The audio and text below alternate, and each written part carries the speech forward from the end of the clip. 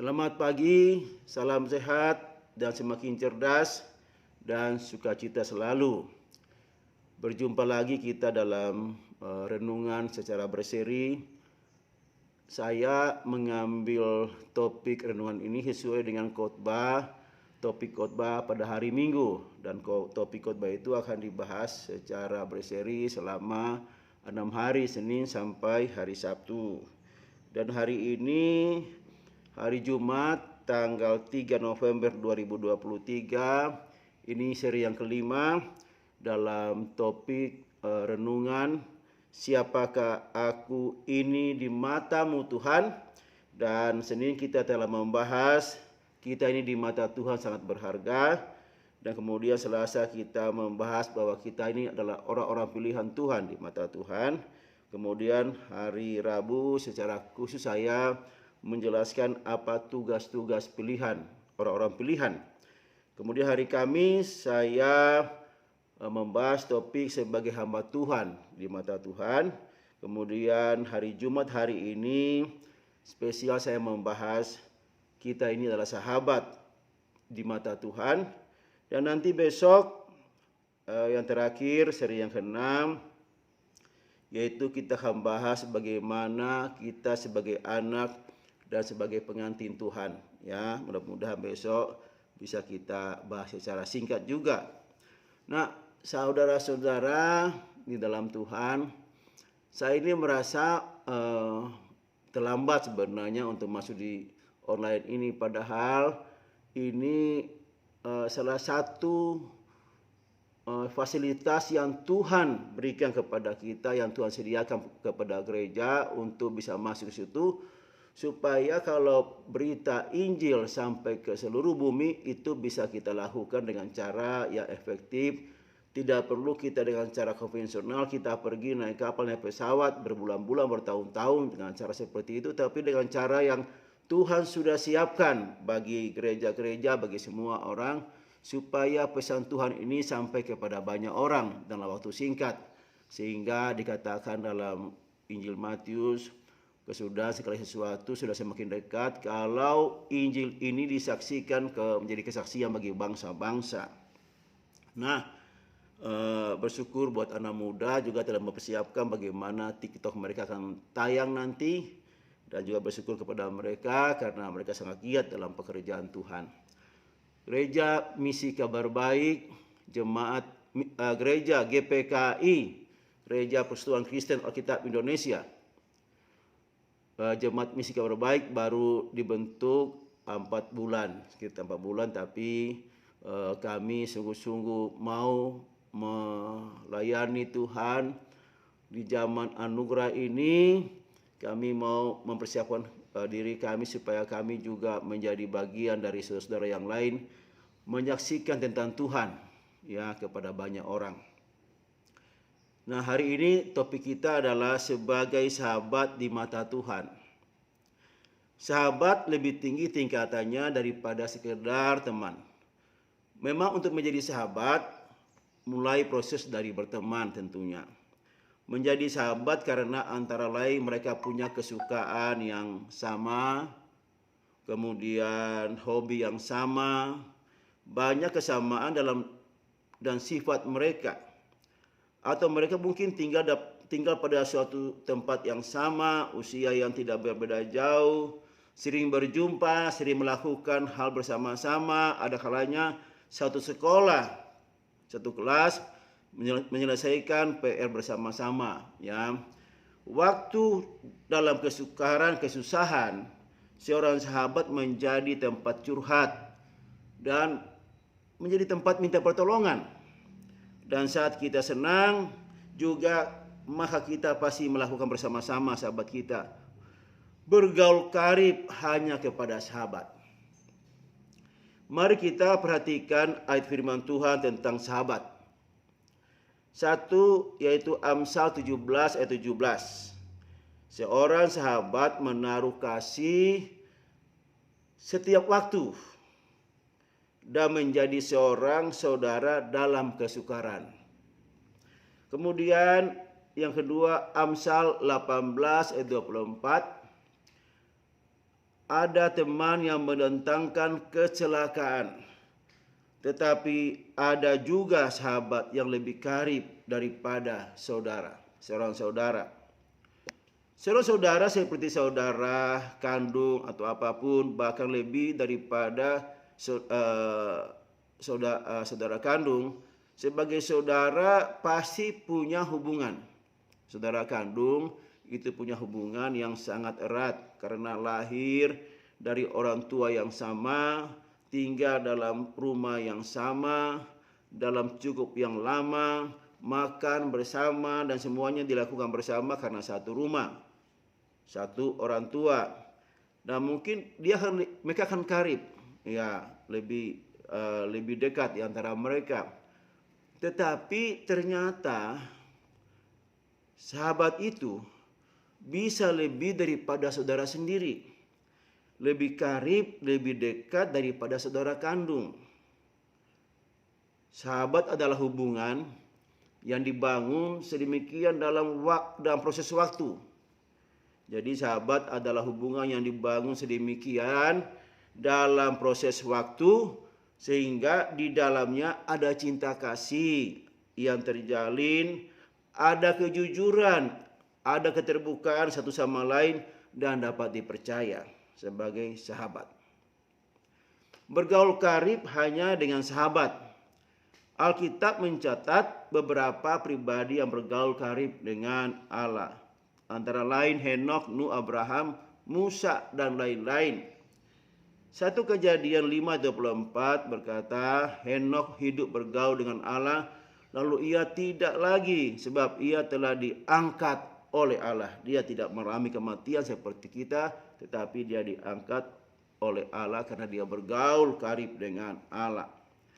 Kemudian Yakobus 2:23, dengan jalan demikian genaplah nas yang mengatakan, lalu percayalah Abraham kepada Allah, maka Allah memperhitungkan hal itu kepadanya sebagai kebenaran. Karena itu Abraham disebut sahabat Allah. 3 Keluaran 33:11 berkata, dan Tuhan berbicara kepada Musa dengan berhadapan muka seperti seorang berbicara kepada temannya. Kemudian kembalilah ia ke perkemahan, tetapi abdinya Yosua Nun, seorang yang masih muda, tidaklah meninggalkan kemah itu. Saudara, jadi dalam perjanjian lama ada berapa orang-orang pilihan Tuhan yang disebut sahabat Tuhan yang bergaul karib dengan Tuhan. Bagaimana kita dalam perjanjian baru, orang-orang percaya juga disebut adalah sahabat Allah, sahabat Tuhan. Sebagai sahabat Tuhan, tentu kita bertanya, apa yang sudah Tuhan lakukan buat kita? Yang pertama. Yang kedua, dan apa yang Tuhan harapkan dari kita sebagai sahabatnya? Yohanes 15:13-15, tidak ada kasih yang lebih besar daripada kasih seorang yang memberikan nyawanya untuk sahabatnya. Kamu adalah sahabatku, kata Tuhan. Jikalau kamu berbuat apa yang kuperintahkan kepadamu, aku tidak menyebut kamu lagi hamba, sebab hamba tidak tahu apa yang diperbuat oleh tuannya, tetapi aku menyebut kamu sahabat, karena aku telah memberitahukan kepada kamu segala sesuatu yang telah kudengar dari Bapa. Haleluya, amin. Katakan sama saya, kita adalah sahabat Tuhan. Kita adalah sahabat Allah. Tuhan Yesus untuk sahabat-sahabatnya apa yang dilakukan? Ya, 1, dia berkorban oleh karena kasihnya yang besar buat sahabat-sahabatnya. Seperti yang kita baca tadi di Yohanes 15:13-15. Yaitu dia menunjukkan kasih yang besar buat sahabatnya, bukan sekedar kata-kata, tapi kasihnya itu dengan perbuatan. Perbuatan yang mahal, yaitu dengan darahnya sendiri. menebus dari kematian kekal. Tidak ada pribadi seperti Yesus di dunia ini untuk sahabat-sahabatnya berkorban dengan nyawanya. Amin.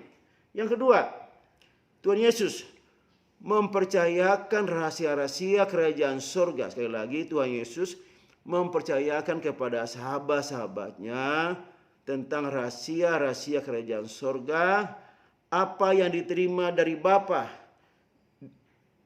di surga itu diberitahukannya kepada sahabat-sahabatnya. Tidak ada rahasia yang tersembunyi antara Tuhan Yesus dengan sahabat-sahabatnya, termasuk rahasia-rahasia sebelum dunia ini dijadikan, yaitu rahasia tentang dirinya. Kita baca Lukas 10 ayat 21. Pada waktu itu juga bergembiralah Yesus dalam Roh Kudus dan berkata, Aku bersyukur kepadamu ya Bapa, Tuhan langit dan bumi, karena semuanya itu Engkau sembunyikan bagi orang bijak dan orang pandai, tetapi Engkau nyatakan kepada orang kecil. Ya Bapa, itulah yang berkenan kepadamu. Ketiga, di pihak Tuhan tidak menyebut lagi orang percaya sebagai hamba, tetapi sebagai sahabat, karena kepada sahabat dipercayakan rahasia-rahasia tentang dirinya. Ini Yohanes 15 ayat 15. Saya ambil juga beberapa terjemahan dari berbagai kitab. Aku tidak menyebut kamu lagi hamba, sebab hamba tidak tahu apa yang diperbuat tuannya. Tetapi aku menyebut kamu sahabat, karena aku telah memberitahukan kepada kamu segala sesuatu yang telah kudengar dari Bapakku. AYT 2018, terjemahan AYT, Alkitab yang terbuka 2018. Aku tidak lagi menyebut kamu hamba, karena hamba tidak tahu apa yang dilakukan oleh tuannya. Akan tetapi aku menyebut kamu sahabat, karena semua yang aku dengar dari Bapa telah aku beritahukan kepadamu. TL 1954, tiada lagi aku memanggil kamu hamba, karena hamba tiada mengetahui yang diperbuat oleh tuannya.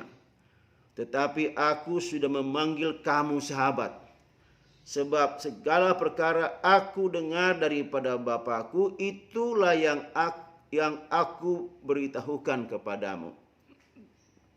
BIS, Bahasa Indonesia Sehari, sederhana, tahun 1985, kalian tidak lagi kupanggil hamba, sebab hamba tidak tahu apa yang sedang dikerjakan tuannya.